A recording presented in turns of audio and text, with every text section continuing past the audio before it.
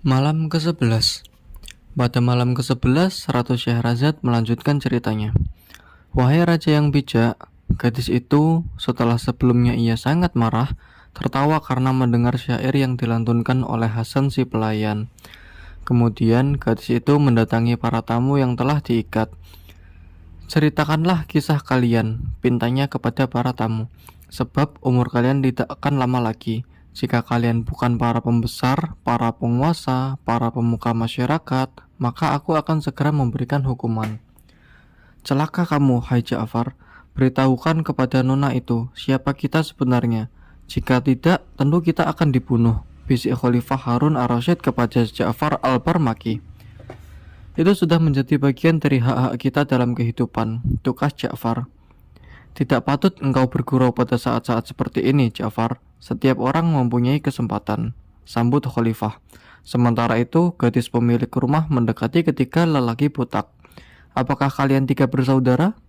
Tidak, demi Allah, kami hanyalah orang fakir yang butak. Apakah engkau sudah terlahir dalam keadaan matamu buta sebelah? Tanya gadis pemilik rumah terhadap salah seorang dari ketiga lelaki butak. Tidak, sebab kebutaanku ini sangat aneh yang kalau diceritakan tentu bisa menjadi pelajaran yang berharga. Gadis itu kemudian menanyakan hal yang sama kepada dua lelaki butak lainnya, dan ia mendapat jawaban yang sama. Setiap orang harus menceritakan kisahnya dan sebab-sebab kenapa ia sampai ke sini. Setelah itu ia boleh mengusap kepalanya dan boleh pergi. Mendengar ucapan si gadis pemilik rumah, Hasan segera mengacungkan tangan.